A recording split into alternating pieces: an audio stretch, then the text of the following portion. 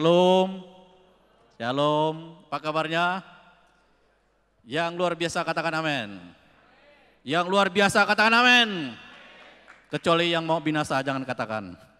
Haleluya, terima kasih sekali lagi kepada tim Praise and Worship. Hari ini luar biasa pada pagi menjelang siang ini. Saya memperhatikan ketika saya tadi lihat di bawah ada pelayan Tuhan yang sudah luar biasa lama, penari dari era 90-an. Era 90-an, penarinya tadi mudah-mudahan masih ada ya. Kemudian di sini juga sama, ada singer era 90-an. Dan ada era 2000-an juga ada ya, 2010 juga ada anak-anak kita. Luar biasa para pemuji yang tetap eksis, yang tetap setia melayani Tuhan. Dan sampai saat ini tetap melayani Tuhan semua karena kekuatan sendiri atau semua kenapa? Semua karena anugerah Tuhan. Semua karena kasih karunia Tuhan. Dan hari ini juga Bapak Ibu yang hadir di tempat ini tetap setia melayani Tuhan. Katakan itu semua kenapa? Karena apa? Anugerah Tuhan. Bapak Ibu jangan pelit bilang kalau yang sesuatu itu semua karena anugerah Tuhan. Haleluya. Jadi saya bersyukur, berterima kasih sekali ketika pagi hari ini atau menjelang siang ini pelayan-pelayan tadi ada Kok Irwan, Pak Irwan ya tetap dipanggil Koko ya meskipun usianya sudah masih muda ya, masih pemuda karena batasnya. Ya, tetapi kata firman Tuhan ketika Yosua dan Kaleb kan pertama kali mengintai tanah perjanjian itu usianya masih sangat muda. Dan ketika di keluaran terakhir masuk mau ke itu bahwa usia mereka sudah 80 tahun lebih. Tapi kata Yosua, semangat saya masih seperti saya berusia 40-an tahun pada waktu itu. Nah, saya lihat juga tadi para pemuji ini, tapi kayaknya sembunyi di dalam ya. Nah, mereka juga tetap setia melayani Tuhan. Saya kira itu adalah satu hal yang luar biasa dan sangat luar biasa. Tadi saya melihat juga ada satu di sini, ada anaknya Mas Roy ya, Roy Prabandaru. Siapa? Meme ya, nah juga udah melayani. Kalau tadi bapaknya juga ada di atas, maka ada anaknya ada di bawah tetap melayani Tuhan. Sama dengan Kok Irwan, misalnya kalau Kok Irwan itu, kalau dia melayani Tuhan, anaknya dua ya dua.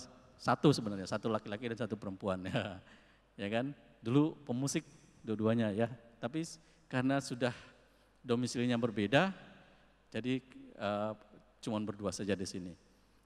Kok Irwan dan Celili itu seperti berpacaran lagi ya. Mana dia ya, haleluya. Dan saya senang sekali puji-pujiannya juga ya di awal 2000-an lah kira-kira pujian tadi yang dinaikkan. Nah Bapak Ibu yang terkasih dalam Tuhan, sebelum saya menyampaikan firman Tuhan pada saat pagi hari ini, saya ingin melihat dulu mungkin ada di antara kita yang baru pertama kali hadir. Bolehkah Bapak Ibu melambaikan tangannya jika ada? Ada enggak ya? Yang baru pertama kali hadir bergabung dengan kita di ibadah pada pagi hari ini? Oh tidak ada.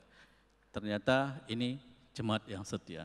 Jemaat yang setia yang diberkati Tuhan. Berikan kemuliaan bagi Tuhan dong. Haleluya. Kita semuanya, buat kita semuanya, terus supaya kita tetap semangat, setia terus melayani Tuhan, beribadah kepada Tuhan. Bapak Ibu yang terkasih dalam Tuhan, saya akan menyampaikan satu kebenaran firman Tuhan. Tapi saya ingin memanggil satu anak muda sebetulnya. Karena beberapa waktu yang lalu ketika saya sampaikan firman Tuhan, mungkin ada yang masih ingat, saya panggil ada satu keluarga ya, yang apakah semuanya by design atau tidak, tapi ternyata itu adalah karya dan kasih Tuhan. Satu keluarga, komputer saya juga waktu itu ada keluarga Yosanton, ya, bagaimana beberapa tahun sebelumnya anaknya berada di Pontianak dan Ko Yosanton ada di Korea Selatan. Tetapi sekarang sebaliknya kedua anaknya sekarang sudah ada berada di Korea Selatan. Tapi saya tidak akan menyampaikan tentang itu. Saya melihat tadi para pemain musik ya. Para pemusik tadi itu adalah, saya nggak tahu itu generasi keberapa, tetapi mereka adalah anak-anak muda semuanya. Nah, saya ingin memanggil seorang anak muda sebetulnya, ya, seorang anak muda yang saya kenal baik, tentunya bahkan hampir semua kehidupannya saya tahu persis, ya dari kecil, ya sekolahnya, kemudian dari kehidupannya sehari-hari, outfitnya yang dipakai pun saya kenal baik, ya kan. Dia berada di mana, maksudnya dia sekolah di mana, saya pun tahu persis. Nah, anak muda ini juga yang aktif pelayanan di gereja ini, ya, aktif pelayanan, melayani, ya, keluarganya pun saya kenal baik, ya kan, kakek neneknya pun saya tahu persis, ya, sampai tanggal lahirnya saya pun tahu persis, ya, jadi dia mana dia ya? Kemana dia nih?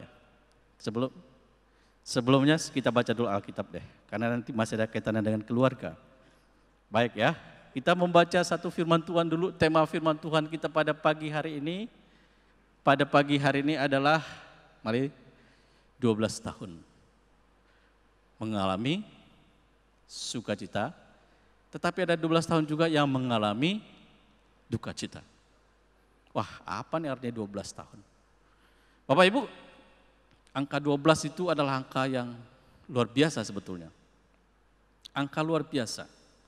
Tuhan Yesus memilih berapa muridnya? Ada 12. Kenapa 12? Bangsa Israel itu punya 12 suku. Sebetulnya anak-anak Israel itu bukan 12, tetapi ada 13. Lalu murid Tuhan Yesus juga bukan hanya 12, tetapi ada berapa yang akhirnya? 13 juga kan? 13, karena ada yang satu digantikan, yang bernama Judas. Nah, 13 anak-anak atau Yakub itu satu bernama yang perempuan, tetapi tidak dimasukkan di dalam keturunan Israel. Bapak Ibu yang terkasih dalam Tuhan, saya mau mengambil satu tema. Sebetulnya ini sudah pergumulan lama bagi saya. Kenapa saya memilih angka 12 tahun? 12 tahun. Kok menarik bagi saya ya? Saya tertarik dengan satu angka yang disebutkan dengan 12 tahun. 12 tahun, ada apa dengan 12 tahun? Apakah waktu 12 tahun itu lama atau singkat? Lama apa sebentar ya? Kalau saya berada di sini, maka bagi saya 12 tahun itu sudah lewat. Ya, misalnya ketika tadi saya lihat ada Oisu, itu kan penari tamborin tahun 90-an. Nah, kalau dia sudah menari tamborin dari tahun 94, 95 ya, mungkin sudah itu kurang lebih 27 tahun. Bayangkan Bapak Ibu, 27 tahun. Nah, tetap masih bisa menari. Nah, tadi saya cerita dengan Pak Pendeta Muda Irwan Allen itu, ketika waktu itu usianya bergabung dengan kita, usianya masih muda, wah sangat luar biasa. Sekarang dia masih kelihatan muda juga, meskipun orang tidak kelihatan di sini ya. Dengan Bang Ivong Simajuntak misalnya kan, Bang Ivong saya kenal baik sama dia, bahkan saya ini berhutang budi banyak sama beliau tuh. Kenapa? Pada saat saya dalam keadaan kurang lebih 22 tahun yang lalu, 23 tahun yang lalu, masih baru selesai kuliah, nggak punya apa-apa, mau merit nggak punya modal, mau menikah tuh nggak ada modal, bukan tuh nikah di kota Pontianak, nikah di kampung, karena saya tertarik dengan satu gadis yang rupanya berada di tengah hutan hutan belantara yang luar biasa. Yang pada waktu itu kalau saya mikirkan, tapi dia bercerita kepada saya tuh, wow luar biasa, di kampungnya itu sudah adalah ya macam-macam lah. Ketika saya pertama kali datang ke sana itu rasa hati mau menyesal juga gitu ya kira-kira ya. Karena hampir nggak nyampai, bayangkan aja. Ya, dari berangkat contohnya kami berangkat waktu itu sini naik mobil ke Sintang, habis dari Sintang turun ke Balai Sepua, habis Balai Sepua nyebrang ke Sungai Belitang, habis ke Belitang naik truk lagi, truk yang muat ya truk kayak itulah 4 jam. Habis dari situ sampai di Balai Sepuak. Balai Sepuak dari kampungnya lagi jam 4 lewat kan, sore kira-kira dah mau ke kampungnya, jalan kaki 2 jam lagi melewati hutan belantara. Ada sungai-sungai. Aduh. Ya, perjuangan cinta saya ya. Luar biasa. Dan ketika saya waktu itu langsung melamar dengan modal nekat. Ketika akan menikah, maka kami memutuskan menikah di kampung dia. Saya anak mahasiswa yang baru selesai kuliah, belum mendapat pekerjaan tetap, nggak punya modal. Ya udahlah, modalnya modal nekat tadi, sehingga saya kan menikah harus pakai jas dong, ya enggak? Nah, kecuali kalau calon istri waktu itu dia sewa pakaian pengantin. Saya enggak ada. Saya ingat di gereja, kan pasti kita berbagi ya. Bang Ipong sini lah, Bang Ipong. Bang Ipong, sini loh. Bang Ipong sini, jangan gitu dong. Ini ganteng dari dulu sampai sekarang tetap ganteng nih. Haleluya. Wih, Bapak Ibu, dengan Bang Ipong ini saya kenal berapa puluh tahun ya Bang ya?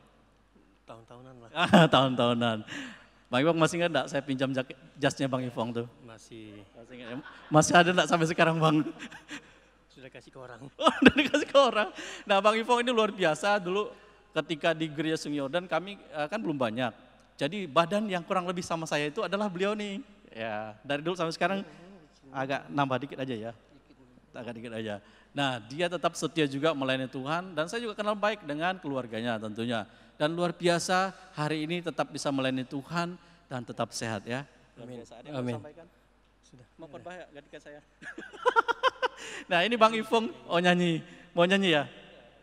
Oh udah nyanyi, siap. Jadi kalau nyanyinya juga nggak jauh-jauh lagunya dengan yang tadi dinyanyikan. Beliau ini WL dan mudah-mudahan nanti bisa WL lagi ya. Ada waktunya lah ya. Nah, dan tetap semangat melayani Tuhan, keluarganya diberkati Tuhan, usahanya juga diberkati Tuhan. Luar biasa ini. Tuhan berkati. Bang Ipong kalau mau temani saya juga nggak apa-apa. Terima kasih buat jasnya ya. Nanti mau diganti enggak? Terima kasih. Makasih Tuhan berkati ya. Ya, Bang Ipong. Nah, Bapak Ibu, saya kenal baik dengan Bang Ipong. Jadi saya pinjam jasnya dulu karena nggak ada modal. Mau nikah aja nggak ada modal. Pinjam jas. Tapi terima kasih. Kita tentu saling berbagi. Nah, ketika saya bicara 12 tahun yang lalu, tadi saya cari anak muda tadi itu sudah ada belum ya? Anak muda yang bermain bass tadi mana ya? Sudah ada ya? Oh ya sini, anak muda yang bermain bass. Saya kenal baik sama dia nih. Anak muda. Jadi saya kenal baik sama dia. Jadi karena atas jasanya Bang Ipong, jasnya itulah anak muda ini pun hadir. Nah saya nggak tahu dia kok hari ini sama-sama pelayanan sama saya. Nah saya dulu tahu dia ini waktu masih TK itu belajar main apa? Main drum. Main apa? Main drum. Main drum. Habis itu dia pernah lompat-lompat di sini kalau nggak salah ya.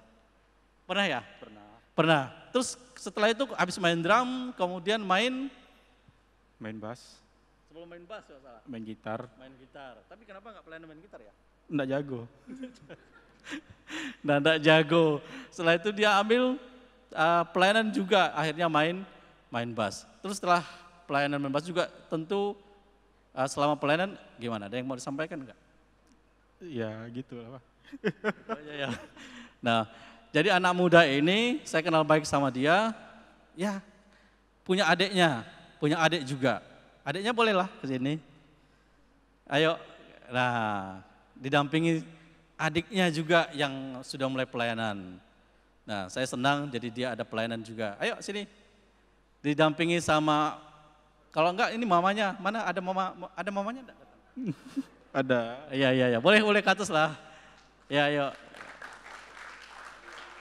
Ya, kan belum pernah lihat ada anak muda, ada bapaknya juga masih muda kan. Nah, Bapak Ibu yang terkasih, saya kenal baik nih, ada adiknya, ada mamanya. Ini keluarga saya, haleluya. Ini anak saya, Repen ya, Repen Revelation, hari ini baru sama-sama pelayanan kami. Selama ini dia juga main bass, dulu dia masih kecil, di sini nih main drum sebetulnya, ya kan. Dia dari kecil, dari TK ya. dari TK udah diajarin sama gurunya Ko Andi. Nah, kemudian ada ini anak saya 2 Bapak Ibu, 2 laki-laki, 2 perempuan. 2 aja yang ada di sini. Ini yang nomor 1, nomor 2 Rejoice, nomor 2 Ripen, nomor 1 masih ada di bawah, ya masih ada 2 di bawah, ya yang paling kecil itu TK dan mereka semua bersekolah di Mazmur 21. Dari yang kecil, yang besar sampai abangnya. Dan saat ini juga Ripen sudah hampir menyelesaikan kuliahnya. Terima kasih Mas Roy udah membantu, Mas Roy Prabandaru, karena beliau bisa memberikan rekomendasi untuk magang ya di salah satu perusahaan milik negara BUMN di Pelindo. Nah hari ini saya ingin sampaikan bahwa kami, kalau saya melayani tidak terlalu mau tampil-tampil depan lagi, biarlah generasi kedua, generasi kami. Saya juga kadang-kadang senang lihat Babe, kalau Babe khotbah, ada anak Babe main keyboard, ada cucu Babe yang main di sini nih. Nah, itu sudah luar biasa. Pelayanan itu penting dari kecil kita harus arahkan kepada mereka. Nah, kalau Rejoice ini sudah mulai-mulai juga pelayanan di Tamborin ya, karena dia perempuan. Nah Bapak Ibu, kami berusaha, kalau saya berusaha untuk memperlihatkan menjadi teladan dalam banyak hal, tidak hanya bicara saja. Nah keluarga kami tentu kami kenal baik, sampai hari ini pun kami tetap meskipun Ripen udah besar, tapi kami biasanya selalu bersama-sama sebelum tidur kami tetap berdoa bersama. Ya, 4 orang, kami 6 orang, sampai hari ini Tuhan itu baik atas keluarga kami. Ada yang mau disampaikan enggak dari mamanya? Enggak ada ya. Oke, silakan. Terima kasih, Ben. Terima kasih ya. Kenapa Alkitab mengajarkan kita membangun rumah itu harus di atas batu, ya kan? Artinya apa? Segala sesuatu tidak ada yang instan Bapak Ibu. Nah, perlu waktu. Nah, termasuk hari ini, 12 tahun saya akan coba sampaikan kepada kita. Ada hal-hal yang luar biasa. Ada hal-hal yang mungkin kalau kita membaca Alkitab, 12 tahun apa? 12 itu apa? Nah, kita akan baca dulu Alkitab di dalam Lukas pasal yang ke-8, ayat 40 sampai dengan ayat yang ke-56. Kita akan baca bersama-sama. Saya akan mengajak Bapak Ibu supaya membaca ayat firman ini satu persatu. Kita baca satu perikop.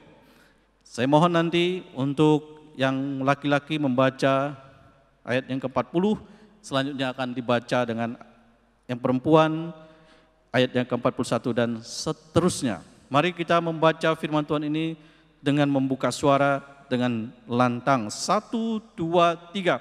Ketika Yesus kembali, orang banyak menyambut dia sebab mereka semua menanti-nantikan dia.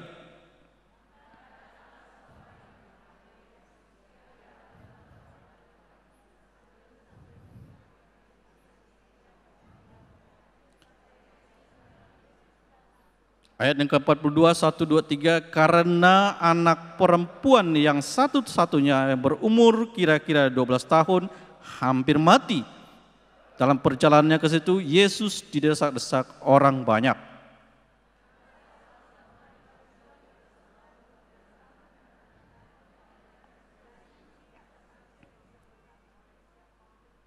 Ayat 44, ia maju mendekati Yesus dari belakang dan menjamah jumbai jubahnya, dan seketika itu juga berhentilah pendarahan.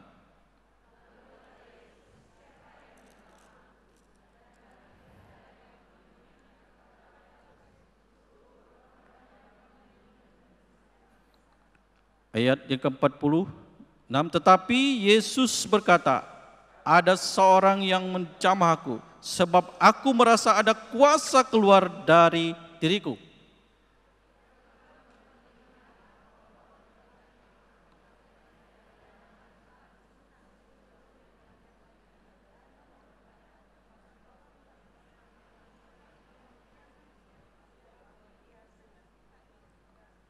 Sama-sama ayat 48 lebih nyaring lagi Bapak Ibu. 1, 2, 3. Maka katanya kepada perempuan itu, hai anakku, imanmu telah, pergilah dengan selamat. Selanjutnya,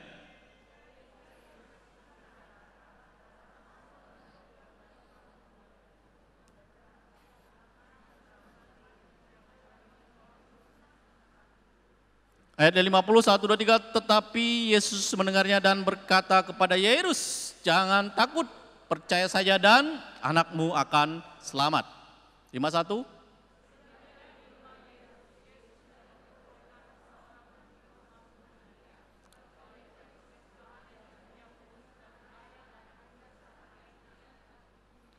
Dua, 1, 2, 3. Semua orang menangis dan meratapi anak itu. Akan tetapi Yesus berkata, jangan menangis.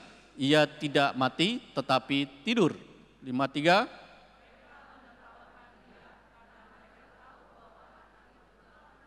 54, 1, 2, 3. Lalu Yesus memegang tangan anak itu dan berseru katanya, hai anak, bangunlah.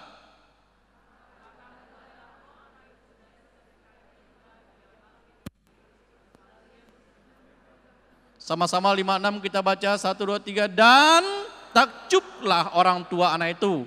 Tetapi Yesus melarang mereka memberitahukan kepada siapapun juga apa yang terjadi. Katakan amin. Bapak Ibu yang terkasih dalam Tuhan, satu perikop firman Tuhan yang kita baca pada hari ini tentang satu kisah. Maka saya mau sampaikan ada 12 tahun. 12 tahun. Kalau kita tarik ke belakang, 12 tahun mundur ke belakang di titik yang sama, maka ada dua peristiwa yang luar biasa yang dialami oleh dua orang yang berbeda. Tentulah di tempat yang berbeda.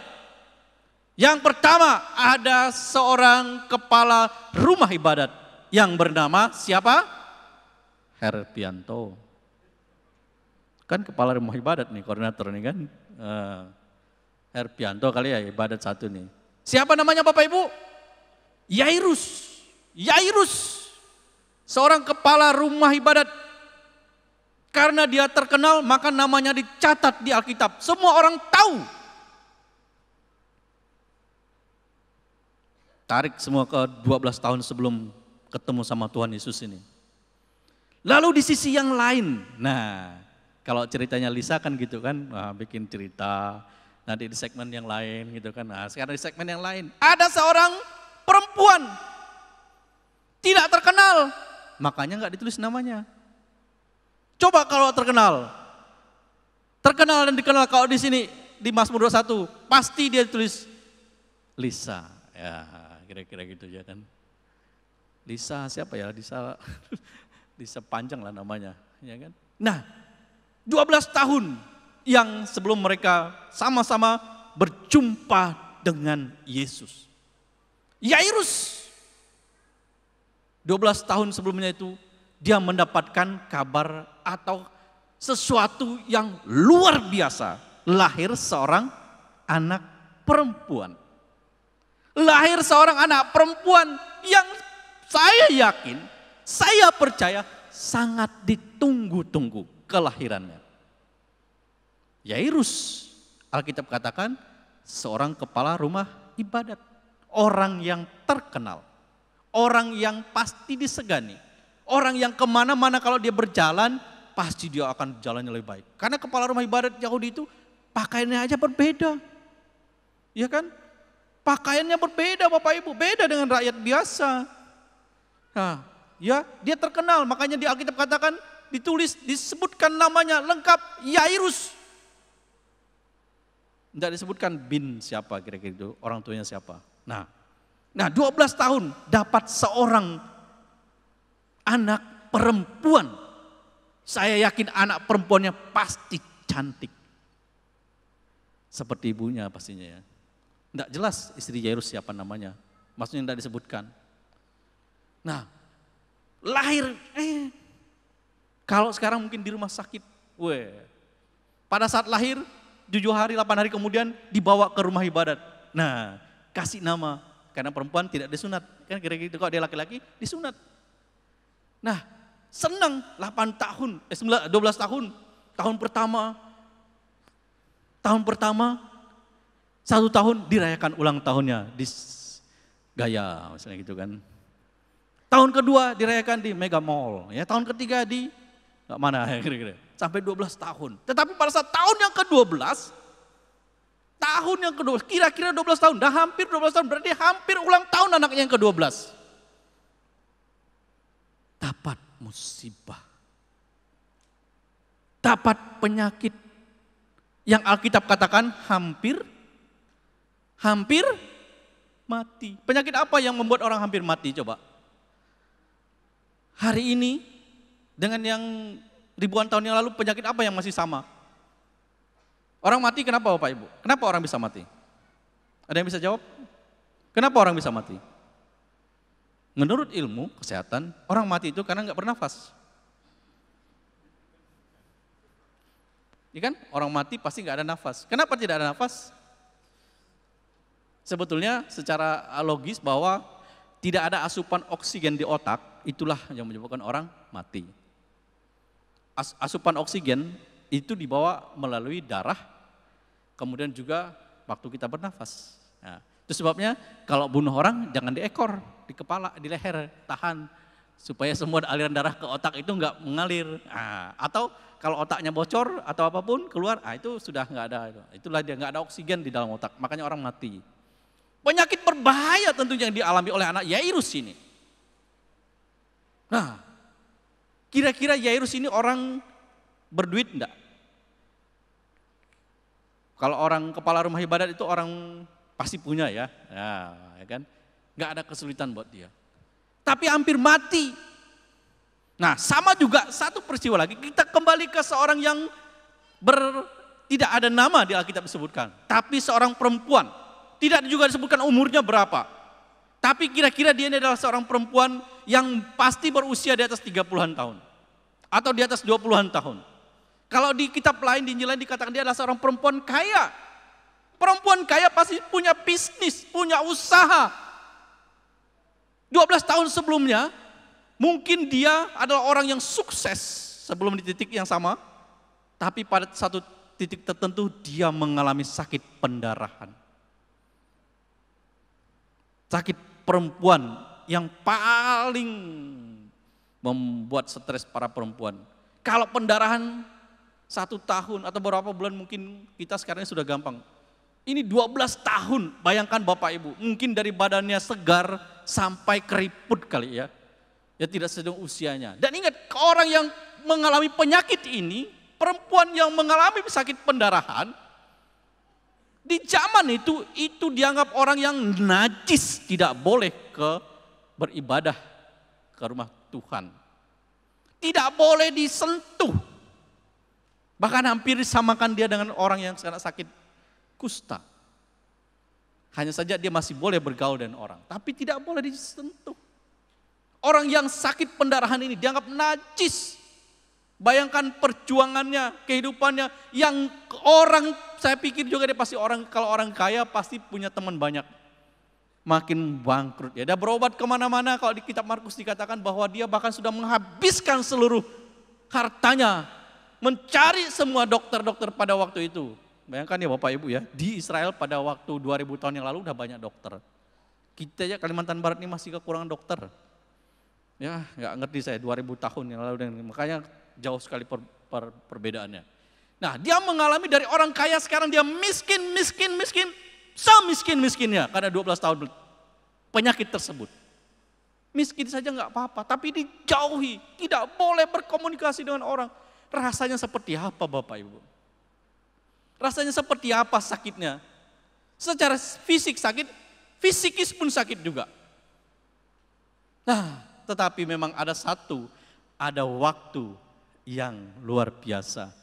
Slide saya boleh selanjutnya, coba. Next. Bapak Ibu, nah sebelum dan sesudah, Bapak Ibu yang terkasih dalam Tuhan, tentu tadi saya katakan kita melihat 12 tahun seorang perempuan, saya katakan dia tua lah ya dibandingkan yang tadi. 12 tahun pendarahan, itu luar biasa menyiksa. Saya nggak bisa bayangkan karena saya nggak pernah haid sih. Nggak pernah mengalami sakit pendarahan, ya kan? Sakit pendarahan saya paling kena suntik, bukan kena suntik ya apa ya kemarin ya luka dikit lah, bukan pendarahan juga. Ini 12 tahun setiap kali datang haid mungkin keluar darah banyak. Wah luar biasa. Saya yakin mungkin badannya sangat kurus. Jangan-jangan berat badannya hanya di bawah 40 kilo kali. Dari yang awalnya 120 misalnya kan. Besar benar. Ya kan? 12 tahun menderita. Nah, lihat di 12 tahun sebelumnya ini ada satu perempuan yang muda menjadi kebanggaan orang tuanya. Ya, anak perempuan juga tidak disebut anak Yairus ini siapa namanya karena enggak terkenal. Ya, pokoknya dibilang anak Yairus saja perempuan. Ya, pasti dia 12 tahun itu bersama orang tua itu bahagia, semua kebutuhan semuanya pasti diikuti. Kan gitu ya Bapak Ibu ya. Kalau anak tunggal satu-satunya keinginan anak-anaknya dipenuhi semua enggak Bapak Ibu? Yang punya anak. Pastilah disekolahkan sekolah yang paling bagus. Pontianak itu di mana? Ya, di PC misalnya kan. Nah, kira-kira. Jangan masukin ke Mazmur gitu kan, nggak bagus. Oh, mulai seperti itu. Padahal kita lihat tadi anak saya juga lulusan Mazmur loh. Ya. Maksudnya pasti semua kebutuhannya dipenuhi, ya kan? Dia pengen iPhone 14 ya sekarang ya. Wih, langsung dibelikan. Dia pengen kemana? Dibelikan semuanya. Anak tunggal. Tapi Yairus memperlakukan anaknya seperti itu, tidak dicatat ya. Tidak dimanjakan juga, tapi pasti dia anak yang sangat disayang. Bapak Ibu menyayangi anak boleh, tapi jangan salah cara menyayanginya. Tidak semua kebutuhannya boleh diikuti. Ya, kalau dia minta A langsung dibelikan, minta B dipenuhi. Tidak. Saya bersyukur punya anak yang nomor 4 ini. Anak saya kalau dibawa tempat mainan, sekarang dia sudah tahu. Dia mainannya mobil-mobilan. Jadi dia sudah kenal mobil-mobil Lambo, Ferrari, Alphard, ya dia sudah tahu tuh karena sering nonton.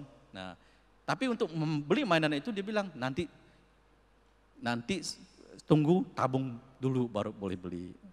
Tidak pernah. Dan kita bawa toko mainan pun dia tidak akan langsung mau ambil semuanya dengan merengek, nangis, minta perhatian, nggak ada. Ya karena dia sudah diajarin, ya kan? Tidak semua keinginannya kami penuhi. Ada waktunya dia akan kami penuhi. Seperti anak saya tadi, Ripen. Dia kuliah di PU, Presiden University. Ya, saya juga nggak tahu dia mau masuk di situ dulu kan, ya kan? Nah, dengan terbatas ya bisa. Dia boleh hidup seperti itu. Tidak semua keinginannya kami penuhi, karena dia harus selesai dulu pendidikannya. Nah, saya yakin juga Yairus tidak akan memanjakan anaknya seperti itu.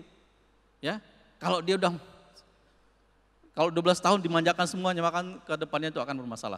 Nah Bapak Ibu yang terkasih dalam Tuhan, seorang perempuan tua mengalami sakit pendarahan selama 12 tahun yang sangat membuat hidupnya menderita. Ketemu Yesus, dia memperoleh kesembuhan. Ya, sama juga dengan seorang anak perempuan yang menjadi sumber kebahagiaan orang tuanya karena merupakan anak tunggal. Tetapi sakit, nah anak perempuan ini mengalami sesuatu yang malapetaka buat dia dan buat orang tuanya. Ya, ada duka cita, ada halnya negatif. Tapi kita melihat dua orang yang datang kepada Yesus itu. Boleh lanjutkan, next. Nah, Bapak Ibu, dua-duanya satu namanya Yairus. Tadi dikatakan yang satu ada perempuan kaya. Yairus dan perempuan yang kaya sama-sama hampir bersamaan ketemu dengan Tuhan Yesus. Lihat, ini gambarnya ya, ini visualisasi saja. Yairus itu punya pergumulan hidup, masalah hidupnya apa? Orang yang dia kasihi, orang yang sangat dia sayangi, anak satu-satunya perempuan, sakitnya hampir mati. Datang ketemu sama Tuhan Yesus, di Alkitab katakan dia itu tersungkur sebenarnya. Tersungkur kayak gini ya? Bukan kayak gini ya tersungkur ya. Tersungkur itu ini harusnya kepala sampai ke bawah. Ya. Tidak berani menatap wajah Tuhan. Kadang-kadang Bapak Ibu, karena ini Yairus orang terkenal, seorang kepala rumah ibadat yang selalu dihargai, orang akan hormat sama dia, selalu mendapatkan penghormatan, akan juga membuat perilakunya, ketemu siapapun, maka dia akan tetap tinggi. Kata pepatah, dia itu merendahkan diri di atas gunung. Ya kan? Merendahkan diri di atas gunung, tetap aja tinggi. Meskipun Alkitab katakan dia tersungkur, tetapi lihat, perhatikan apa yang dikatakan. Ketika dia tersungkur, dia minta Yesus datang ke rumahnya. Dan dia sudah merendahkan diri, tapi ada persyaratan. Minta Yesus datang ke rumahnya. Supaya apa? Menjamah anaknya yang tadi katanya hampir mati. Inilah mindset yang dibangun oleh orang-orang tertentu Mungkin juga kita. Ketika kita berdoa, katanya kita udah datang ke gereja, udah bersyukur, udah merendahkan diri. Tapi pakai persyaratan. Tapi Tuhan Yesus itu luar biasa. Meskipun pakai persyaratan diminta, Tuhan tetap menjawab kan. Dia jawab. Dia jawab apa yang menjadi kebutuhan Yairus tersebut. Ketika seorang apapun mau tinggi hati, mau rendah hati, yang gak punya hati pun datang kepada Yesus, tetap dijawab. Tetapi ada proses. Nah, proses inilah karena yang dibangun oleh mindset kita sendiri. Sehingga doa kita tidak directly answered by God. Sehingga doa kita tidak langsung dijawab oleh Tuhan. Karena kita sudah membuat batasan, persyaratan, prosedur. Bayangkan ya, dijawab ini permintaan Yairus ini, dijawab. Yesus pergi ke rumah Yairus. Berapa jauh gereja ini dengan rumahnya Herpi? Kan kira-kira kayak gitu kan? Dia pasti Yairus punya rumah sendiri kan, dia kepala rumah ibadat. Dan dia ini ketemu kira-kira di dekat atau berada di rumah ibadat. Dalam perjalanan, Yesus ini kan orang yang sudah dikenal dan terkenal. Dan memang luar biasa, diikuti banyak jemaat. Orang berbondong-bondong dekat dia. Pagarnya itu adalah, pasukannya itu adalah 12 muridnya. Yang paling dekat, yang ring satunya adalah Petrus, Yohanes dan Yakobus. Yang dekat ada di sampingnya Tuhan Yesus. Ya ini pas pampresnya Tuhan Yesus lah kira-kira gitu ya. Nah, tapi ada dari sisi yang lain, segmen yang lain, seorang perempuan tadi yang sakit pendarahan, pasti badannya itu udah kurus. Mungkin tinggal tulang dengan kulit. Yang dulunya mungkin cantik wajahnya tapi sudah keriput. Berusaha karena tahu ada Yesus di sana. Dan dalam usahanya itulah doa kita, itu adalah pergumulan kita. Dalam usahanya itu dia sangat yakin. Dan dia sudah mengatakan, itu baru dikatakan dalam hati. Mungkin kalau dikatakan secara itu orang lain gak akan percaya. Dia katakan asalku jamah saja ujung jubahnya Tuhan Yesus, saya pasti sembuh. Dia tidak memerintah Yesus itu tepang tangan sama dia. Dia tidak meminta permintaan khusus kepada Yesus. Tapi dia directly datang dengan semangat, dengan sisa-sisa tenaganya. Datang kepada Yesus. Kalau lihat gambarnya ini, kira-kira Bapak Ibu, dalam kerumunan banyak orang kayak gitu, dia berusaha, tidak otomatis langsung dapat. Dan usahanya kayak gitu mungkin karena dia ini sih kelihatan cantik sekali ya. Padahal kalau aslinya mungkin karena dia tidak boleh dipegang orang. Permisi, saya najis, kasih jalan, saya mau lihat Yesus. Orang tadi lihat dia najis, saya langsung minggir gitu kan. Kasih jalan. Dari belakang dia pegang ujung jubahnya Tuhan Yesus. Pada saat dia pegang, ternyata ada divine power, kuasa ilahi dari Tuhan Yesus mengalir kepada perempuan tadi. Yang tidak punya nama, tidak ternama. Lihat Bapak Ibu, dia berdoa, yakin dalam hati, berusaha, ketemu sama sumber mujizat, langsung mengalami mujizat. Apa yang dialaminya? Pendarahannya seketika itu juga berhenti. Dia langsung mendapatkan mujizat. Lihat dua cara pandang yang berbeda. Ingin mendapatkan mujizat dari Tuhan Yesus. Satu, mungkin kita juga seperti kepala rumah ibadat itu. Kalau berdoa, panggil penatua, panggil ibu penatua, datang ke rumah. Nggak tahu para penatua, nggak tahu kita para PKS, mungkin juga lagi ada masalah. Ditelepon malam-malam lagi, jam 1, jam 2, bapak saya, emak saya, tetangga saya, nih suruh didoakan. Kira-kira kayak gitu kan? Sebetulnya ketika memanggil itu sudah ada mujizat, tetapi kita sudah buat satu SOP-nya supaya dia mengalami mujizat tersebut. Kita buat supaya seperti ini. Ada tahapan tertentu memang mujizat itu ada. Tapi ada nggak yang sanggup melewati proses tersebut? Suruh penatua datang ke rumah itu nggak salah. telepon, minta itu enggak salah. Enggak ada yang salah. Tapi tadi kita membuat prosedur sendiri. Sehingga doa kita itu dijawab, tapi ada persyaratan juga. Ada jeda juga. Bahkan lebih parah sebetulnya. Kuat enggak kita? Kuat enggak saya? Kita sudah datang Tuhan Yesus sudah datang. Tetapi perlu waktu. Dalam waktu yang diperlukan itu ternyata yang kita realitas yang nyata itu enggak seperti yang kita inginkan. Malah anaknya Yairus mati, yang tadinya hampir mati. Apa maksudnya Bapak Ibu? Mungkin kita sedang berdoa, kita sedang pergumulan datang kepada Tuhan. Permasalahan kita seharusnya makin ringan. Karena kita buat prosedur sendiri, malah lebih berat. Seakan-akan Tuhan tidak bisa buat mujizat. Tapi itu semua karena kita yang buat sendiri. Itu gayanya kepala rumah ibadat. Itu gayanya orang yang mungkin sudah lebih dewasa. Itu mungkin gayanya orang yang sudah puluhan tahun melayani. Itu mungkin gayanya orang yang sudah puluhan tahun berada di gereja. Jawaban doanya ada, tapi ada prosedur. Karena kita buat sendiri. Bagaimana dengan perempuan ini? Tidak terkenal dan dikenal. Dia berdoa dengan kesungguhan, dengan usahanya. Directly dia mendapatkan jawaban doa. Next. Coba kita lihat. Kalau saya gambarkan, saya alurkan seperti ini Bapak Ibu.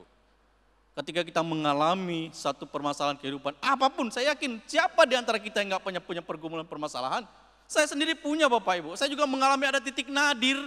Apa ya titik nadir ya? Titik di mana saya mengalami seperti down sekali beberapa bulan ini. Ya, ada 2 kali yang membuat hilang sukacita saya, yang membuat rasanya, tapi ya syukur masih bisa tidur nyenyak lah kira-kira gitu ya. Nah, dari lihat kepala rumah ibadat itu yang bernama Yairus, dia memerlukan proses. Ada satu kalimat Tuhan Yesus kepada dia tentang anaknya itu. Ini kadang-kadang kita ini jangan takut, percaya saja. Padahal udah dikasih sama Tuhan Yesus, jangan takut, percaya saja. Sama juga dengan kita yang saat ini mengalami pergumulan apapun, masalah berat apapun, kata pendeta jangan takut, percaya saja. Kalau bisnis buah itu pasti ada solusinya. Ini kan buat anak kebetulan. Keluargamu itu ada solusinya, ada mujizat. Jangan takut, percaya saja. Kadang kita juga masih nggak mau percaya. Bahkan ikut seperti tadi, ikut menertawakan. Menertawakan pendeta, apa benarkah bisa terjadi mujizat? Kan makin runyam kelihatan masalah kita. Ya kan? Kalau mujizatnya belum juga terjadi. Nah, sama-sama datang tersungkur di hadapan Yesus. Tapi beda tadi saya sudah sampaikan. Yairus datang tersungkur ada persyaratannya. Lihat perempuan yang kaya tadi datang tersungkur dengan gemetar karena dia sudah mengalami mujizat Tuhan. Sekarang di antara kita silahkan, ya kan? Dua-duanya pasti mengalami mujizat Tuhan. Mujizat pasti terjadi. Masalah diberikan solusi. Sekarang bagaimana kita sendiri? Bapak Ibu yang terkasih, kenapa perempuan ini tidak dikasih nama? Kenapa Yairus itu disebutkan namanya? Apa masalah perempuan ini? Perempuan itu memang bermasalah. Dari sejak Adam, dari bikin masalah sama perempuan yang bernama Hawa. Hawa turun ke kisah apa itu? Abraham. Yang buat Abraham bermasalah juga siapa? Hah? Siapa? Sarah. Dikasihnya Hagar, disalahinnya Abraham. Memanglah. Adam juga gitu. Udah tahu dia yang diitukan sama si ular. Lalu Adam disalahin juga sama dia. Abraham juga begitu. Udah tahu sih dia kasihkan, kamu ambil aja si Hajar. Si Hagar untuk jadi istrimu. Setelah Hagar punya anak, itulah gara-gara kau katanya. Kembali lagi disalahkan si laki-laki. Memang laki-laki itu jadi korban. Korban dari perempuan, ya kan? Luar biasa. Jadi kalau cerita tentang perempuan ini ya begitulah Bapak Ibu. Perempuan ini kenapa nggak punya nama? Namanya itu ada di antara kita semuanya ini. Yang kita alami sama mungkin ya. Saya sakit hati, mama mertua saya, adik ipar saya parah. Mama mertua saya comel. Ya kan? Mungkin tidak sakit pendarahan. Sakit hati sama mertua. Atau mungkin sakit hati sama suami. Kan ada kayak gitu ya. Istri saya ikut sakit hati sama saya enggak? Ya. Kami ini tidak tinggal dengan mertua, kami tinggal sendiri. Mertua pun jarang datang, ya kan. Jadi ya istri saya itu sama mama saya masih ada. Ya lumayan kompak lah. Karena 1 tahun sekali ketemu. Kalau tiap hari ketemu juga enggak kompak kali ya. Ya. 1 tahun sekali, setahun 2 kali ketemu, ya senang lah. Ketemunya enggak lama lagi kan, 1 hari 2 hari aja. Coba bayangkan kalau udah berbulan-bulan tinggal bersama-sama, pasti banyak itunya juga. Ya itu masalah perempuan. Kenapa perempuan yang enggak punya nama? Mungkin di antara kita ada yang memang sakit pendarahan seperti itu. Tapi mungkin ada pendarahan yang lain, ya. Pendarahan sakit hati, pendarahan macam-macam, ya, dalam keluarga. Datang kepada Yesus tersungkur, cari, supaya pendarahan itu jangan sampai membawa kematian. Dan kenapa Yairus disebutkan namanya? Inilah kadang-kadang sifat Yairus juga ada sama kita. Tapi yakinlah, seperti itu kita akan melewati. Ada tetap dijawab kan? Doa Yairus dijawab enggak? Bahkan lebih dahsyat. Syukurnya Yairus ini logikanya jalan. Dia tetap pegang juga kata Tuhan Yesus, jangan takut, percaya saja. Tapi sekitarannya itu loh. Bahkan di ayat sebelumnya ada yang menertawakan. Kata ketika keluarga Yairus datang bicara sama Yairus, anakmu itu sudah mati, jangan lagi kamu menyusahkan guru. Kata Yesus, jangan takut, percaya saja. Ya, anakmu akan selamat. Padahal udah mati itu. Sudah mati. Ketika dia masuk, Yesus masuk dengan bodyguardnya tadi berapa orang? 3 orang. Petrus, Yohanes dan Yakobus. Inilah bodyguardnya Tuhan Yesus. Ya, datang dengan Yairus masuk ke kamarnya dan mamanya. Istri Yairus pun tidak dikasih nama, heran juga ya. Abraham punya istri dikasih nama. Kemudian Ishak punya istri dikasih nama. Kemudian Petrus punya istri, tak bernama juga. Ada yang tahu gak istri Petrus namanya? Enggak ada ya. Nah, perjanjian baru itu banyak enggak kasih nama. Datang, ditertawakan Tuhan Yesus. Ya, tertawakan. Apaan? Dia udah mati.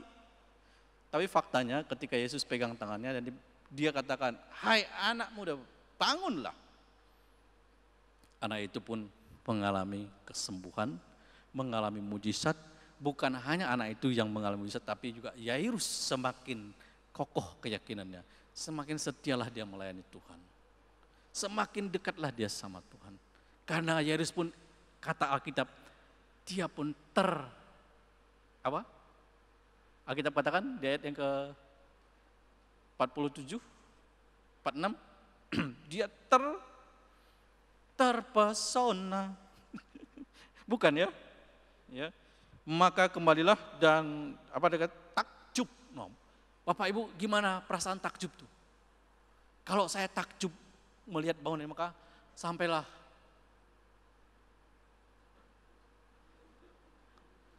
mulut terbuka, betul ya? Kalau takjub. Jangan dia bapak takjub sama yang bening-bening katanya kan.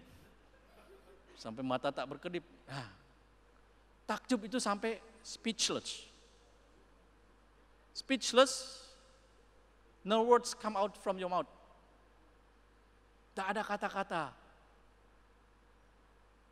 Takjub. Karena mujizat yang dialami oleh Yairus dan keluarganya. Bapak Ibu yang terkasih dalam Tuhan, siapa di antara kita yang enggak punya masalah? Tadi saya katakan saya juga mengalami titik nadir yang luar biasa. Yang sebelumnya juga saya belum pernah alami. Ketika kita ada tantangan besar, berarti ada berkat yang besar yang sedang menanti kita. Betul tidak? Kalau Bapak Ibu hidupnya datar air, kata orang, enggak pernah ada masalah, enggak pernah ada apapun. Nah hari ini contohnya misalnya, mungkin ada saat ini kita lagi berbahagia, tetapi ada orang yang sedang bergumul dengan kesehatan. Ada yang sedang bergumul, saya sembuh atau tidak. Kita akan doakan. Apa pergumulan selanjutnya? Next, apa yang sedang kita alami pada saat ini? Permasalahan apa? Apa masalah terbesar atau yang serius yang Anda hadapi saat ini? Tentu Bapak, Ibu, saudara-saudara sendiri yang tahu permasalahanmu. Saudara-saudara sendiri yang tahu permasalahanmu. Masalah bisnis, pekerjaan, jobless. Jobless oke, tapi jangan sampai hopeless. Sementara mungkin jobless. Siapa tahu kamu sedang dibuat untuk lebih matang lagi, untuk pekerjaan yang lebih baik. Apa pergumulanmu saat ini? Ekonomi, rumah tangga, yang kuliah, pendidikan. Saya mengalami kegalauan yang orang bilang katakan tingkat dewa juga ketika saya memasuki satu dimensi pendidikan yang paling akhir di negeri ini dan di seluruh dunia. Kuliah S3 itu kan paling terakhir. Ya, kuliah S3 itu paling terakhir. Pikir saya ya udah biasa. Ketika saya diberikan informasi tentang cara berkuliahnya, dosennya, bagaimana mengerjakan tugas-tugasnya, hampir 1 minggu itu galau juga. Aduh gimana ya kalau nggak bisa, gimana nggak bisa. Kemudian di pekerjaan juga ada tantangan-tantangan, ada kegalauan. Saya tahu saya pasti melewati itu. Itu saja yang saya katakan. Saya pasti melewati ini. Saya pasti melewati ini 1 hari, 2 hari, 3 hari mulai berkurang, 4 hari mulai berkurang, 5 hari. Sukacita. Lebih hebatnya lagi ketika saya mengalami itu, saya harus khotbah di mimbar. Padahal pergumulan yang saya hadapi juga sedang berat-beratnya. Bayangkan. Dan saya harus berbicara di depan banyak orang. Di hari yang sama saya mendengar kabar bahwa begini-begini, tapi besoknya saya harus khotbah. Saya katakan, saya pasti bisa lewati ini, saya pasti bisa lewati ini. Tapi tetap aja galau. Tetap aja orang wajah berubah, ya kan. Kalau masalah seperti ini biasa keluarga saya enggak ada yang tahu. Itu hebatnya laki-laki. Iya, itu hebatnya laki-laki, dia enggak dikit-dikit nyalahin orang gitu ya. Tapi enggak tahu laki-laki yang mana, laki-laki yang lain. Kita ada masalah di pekerjaan, ada masalah di kantor. Kalau saya ya, tapi enggak tahu kalau yang lain. Enggak pernah bla bla bla cerita sama anak. Kan ada juga orang yang berdoa di telinga orang kan. Padahal dia minta dukungan gitu ya. Saya enggak. Nah Bapak Ibu, apa pergumulan yang kita hadapi pada saat ini? Seperti perempuan tadi. Datang tersungkur, benar-benar tersungkur. Benar-benar tersungkur. Kalaupun kau enggak tersungkur, hatimu sungkurkan. Jangan kau buat batasan, jangan kau buat persyaratan-persyaratan tertentu. Karena persyaratan-persyaratan yang kau buat itu yang membuat prosesnya makin lama. Kita tahu memang pasti jawabannya ada. Mari kita bangkit berdiri.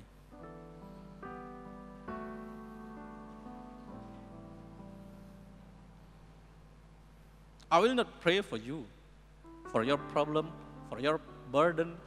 Saya nggak akan berdoa buat masalahmu, tapi saya tadi kasih kuncinya buat Bapak Ibu. You just come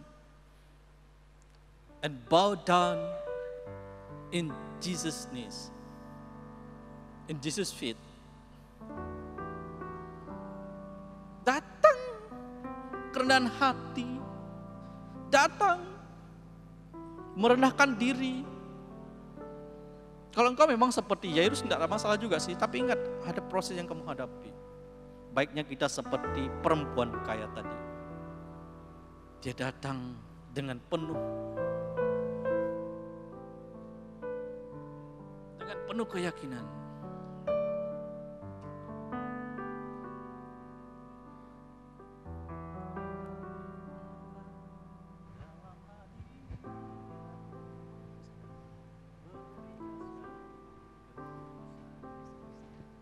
Kita naikkan satu pujian, mudah-mudahan bisa. Ku datang Tuhan dalam hadirat-Mu berhiaskan kekudusan. Seluruh surga sujud menyembah-Mu. Ku tersungkur dan terseru datang Tuhan dalam hadirat-Mu berhiaskan kekudusan. Seluruh surga sujud menyembah-Mu. Ku tersungkur dan berseru, Kudus, Kuduslah, Kuduslah Tuhan, Allah semesta alam. Kudus, Kuduslah, Kuduslah Tuhan, surga bumi menyembah-Mu. Sekali lagi katakan pujian ini, ku datang Tuhan di hadirat-Mu. Ku datang Tuhan dalam hadirat-Mu berhiaskan kekudusan. Seluruh surga sujud menyembah-Mu. Ku tersungkur dan berseru, Kuduslah, Kuduslah Tuhan, Allah semesta alam. Kudus, Kuduslah, Kuduslah Tuhan, surga bumi menyembah. Kudus, Kuduslah, Kuduslah Tuhan, Allah semesta alam. Kudus, Kuduslah, Kuduslah Tuhan, surga bumi menyembah-Mu. Bapak Ibu yang terkasih dalam Tuhan, kita datang tersungkur di kaki Yesus, menyerahkan beban permasalahan hidup kita tanpa harus cawe-cawe, tanpa harus membuat persyaratan-persyaratan kepada Tuhan, agar kita bisa melihat mujizat terjadi atas kehidupan kita. Jawaban doa kita pasti, Tuhan pasti menjawab. Tuhan pasti menjawab. Tuhan pasti menjawab doamu. Apapun pergumulan hidupmu, tidak pernah Dia tolak. Sekali lagi, Dia tidak pernah menolak orang yang datang tinggi hati, yang rendah hati, bahkan yang gak punya hati pun. Dia datang, Dia jawab. Hanya mindset kita tadi yang membatasinya. Haleluya. Bapa di surga, terima kasih Engkau yang baik memberkati kami pada ibadah hari ini. Firman Tuhan hamba-Mu sudah sampaikan, sudah beritakan, biarlah mendapatkan tempat yang terbaik atas kehidupan kami. Kami diberkati Tuhan. Bapak Ibu yang terkasih dalam Tuhan, Bapak Ibu yang saya kasihi, mari kita mau juga memberikan persembahan kepada Tuhan. Angkat persembahanmu. Kita akan mengakhiri ibadah kita pada saat ini. Kita akan mengakhiri persekutuan kita pada saat ini. Berikanlah persembahan sesuai dengan kerelaan hatimu. Persembahan ucapan syukur, persembahan persepuluhan, persembahan yang lain. Engkau berikan dengan segenap hatimu. Kiranya Tuhan memberkati engkau, memberkati usaha pekerjaanmu, memberkati rumah tanggamu, memberkati keluargamu, memberkati orang-orang yang Engkau kasih dan yang mengasihi Engkau. Tuhan berkati. Dan saat ini kita akan mengakhiri ibadah kita. Pulanglah, terimalah kasih karunia, damai sejahtera, sukacita, penghiburan, kekuatan, keselamatan, dan karya kasih Tuhan yang luar biasa atas kehidupanmu saat ini. Kiranya engkau diberkati, keluar masuk rumahmu. Kiranya engkau diberkati, kemanapun engkau pergi, ada pelindungan penyertaan Tuhan. Terimalah berkat Tuhan, terimalah kasih karunia Tuhan. Berkat Bapa Abraham, berkat Ishak, berkat Yakub menyertai engkau oleh Tuhan Yesus Kristus yang adalah kepala gereja juru selamat kita. Menyertaimu dan berkati engkau dari saat ini sampai Maranatha, Tuhan Yesus datang yang kedua kali. Diberkati engkau dalam nama Tuhan Yesus. Amin. Selamat hari Minggu, Tuhan Yesus memberkati.